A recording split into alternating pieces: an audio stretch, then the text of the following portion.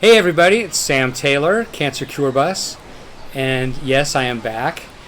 I took a little bit of a break to focus on my family, my health, my treatments, and now I'm excited to be back and filming more episodes of Cancer Cure Bus.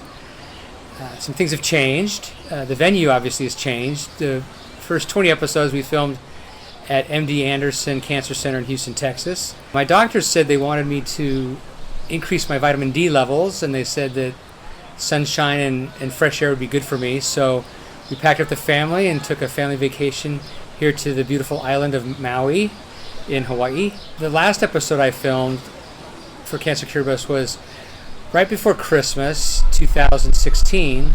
Right now it's middle of July 2017, and in that time period I went through some treatments, some radiation chemotherapy. I'll talk about that in a little bit. But caused some changes to me, and also another medical treatment and device. But so I do look a little bit different than the last episode. I recognize that. So a couple things. Yes, I have put on a little bit of weight, and that's because I'm on a steroid because of the radiation treatments. When you go through radiation, at least for brain tumors, put on a steroid because that reduces the swelling of the brain. But it also causes you to eat like crazy. And I've been eating like crazy and you gain weight. So that's one thing. The other is my hair, obviously, is a little bit different hairstyle. And it's funny, for 56 years I fought hard to keep my hair as long as I could. And then, because of a medical device that I've been using, it was required I had to shave my head. It's not the chemo. A lot of people said, oh, you're going to lose your hair with the chemo. And actually, I went through chemotherapy and did not lose my hair. But I actually shaved my head voluntarily, bald, because of this device that I'm using. And you need to have a bald surface. And I'll talk more about that later as well. But I thought that was funny after all these years, trying to keep as much hair as I could. And then all of a sudden, I'm shaving it off every couple days. But it does make it easier to get ready to go out when you don't have any hair to worry about. So I have taken a little bit of a break from the device while I'm here because you can't really swim and snorkel with this device on your head. And so actually my hair's starting to grow back a little bit, so it's been kind of fun to feel some hair growing back. There's been some ups and downs, absolutely, as with every cancer journey. My wife and I have been through some ups and downs. But right now we're in a really good spot. We're feeling very positive, and I'll fill you in on all that. And then talk about, in the next couple episodes, kind of laying out a plan for how can we find a cure for cancer. It's been too long. A lot of progress has been made, and there's some really exciting things going on. And so I'll lay that out in some episodes, maybe a different approach to trying to cure cancer. This episode is episode 21, and the title is Be Positive, It's More Than a Blood Type. And when I was at MD Anderson, I told you I went through radiation and chemotherapy, and that was down at MD Anderson in Houston. And when you're going through, especially the chemotherapy, you're getting your blood drawn on a regular basis because one of the potential side effects of the chemotherapy I was on, it's called Temodar, is your platelet count can drop. And if it drops too much, that's dangerous because you need platelets, obviously, to help your blood clot. And it was great because they had a really cool app for my iPhone, and I could get the results of my blood work. I could see all these different blood levels and where my level was versus normal range. But the first time I got one of those reports, and I was on my phone looking at it, kind of near the top of that report, it listed my blood type. And I hadn't thought about my blood type in a long time. And I have had it typed before, and when I saw it, I go, oh yeah, that's what I am. But my blood type is blood type B positive. And it hit me that B positive is more than just a blood type. It's a way of life. And that's kind of how I've been approaching this cancer journey that I'm on, through positivity. And I talked about that in an episode a couple episodes ago about the power of positive thinking. And I just thought that was funny when I saw my blood type as B positive. How appropriate. That's the perfect blood type for me because that's the kind of person I am, and that's what it takes to beat a disease like this. It's interesting, I'm on a couple Facebook groups for brain cancer, brain tumor warriors that have a GBM, like I do, the glioblastoma. Somebody said, for you long-term victors, to what do you attribute that success? Probably 95% of the answers were either my faith and my God. So that was the number one answer. And the other was, close number two, is my positivity, my positive attitude. So instead of, it wasn't this drug or this treatment or whatever, it was my faith, my God, and a positive attitude. And I found that really encouraging because that's how I feel as well. It starts with faith and positivity. You do need modern medicine as well.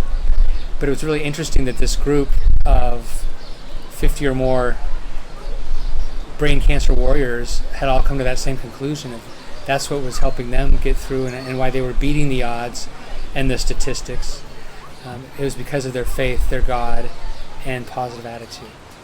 And so this idea of be positive, it's more than a blood type. It's a way of life.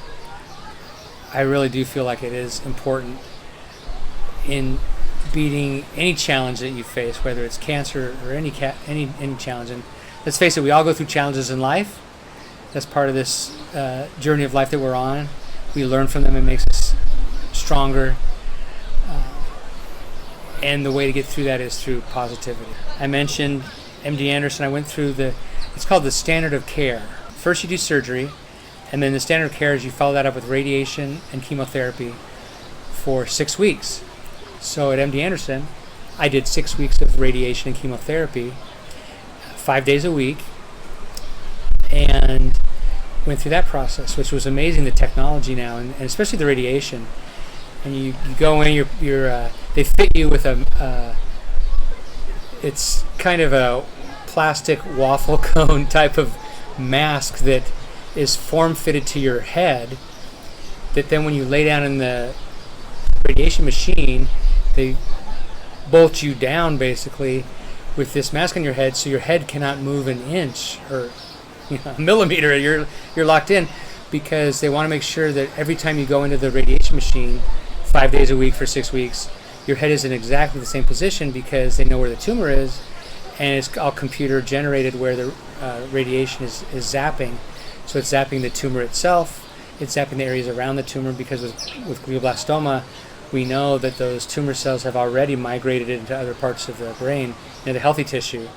So my radiation was very sophisticated, not just radiating the tumor itself, but also other areas around the tumor where we know that the tumor cells have migrated to, but without damaging healthy tissue. Because of my tumor's location in the thalamus near the brainstem, there's a lot of important stuff there around the brainstem.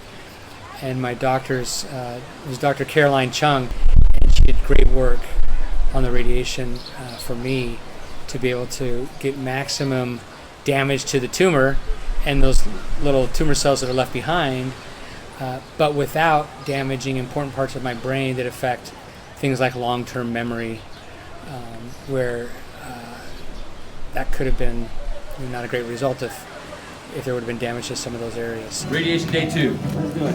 All right, and I got my DJ. Are you DJing, Carlos? Yeah. Put it on your Pandora station for Aerosmith. All right. Is that what this is? Yes. But Bon Jovi's on there. Yeah. They're from, I think, the same genre, at least as far as Oh, yeah. Aerosmith. We'll slide it down just a little bit. Okay. Slide up a little bit more. Oh, I'm actually going to unbutton this. Oh, you are? Provides less tension for you. Oh, really? Okay. Okay. Slide up a little bit. This way? There you go. And That light block. yeah. I'm not the man in the iron mask. I'm the man in the waffle cone mask. There you go. Waffle cone mask, not the man in the iron mask. Here it comes.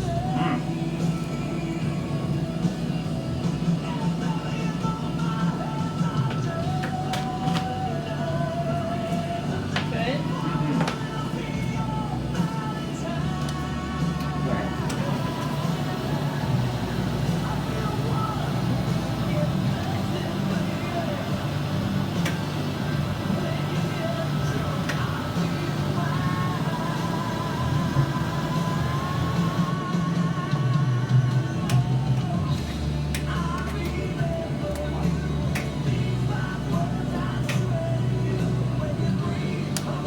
right, here we go. It wasn't that bad. I know a lot of people have had horror stories with chemotherapy, and every chemotherapy is different. Mine was not an IV, so it was not an IV infusion. It was just some pills, and it was very easy. And just every evening after dinner, I would eat dinner, and then I would take an anti-nausea pill. And then about a half hour later, I would take 2 chemotherapy pills, this Temodar. And I did not have a single instance of nausea, and I did not get sick.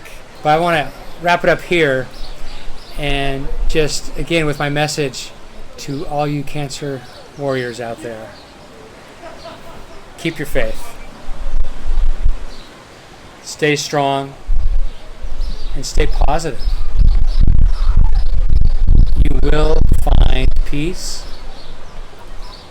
and you will emerge victorious. May God bless you and your families.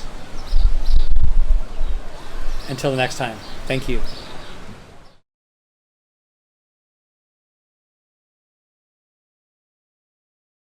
Okay.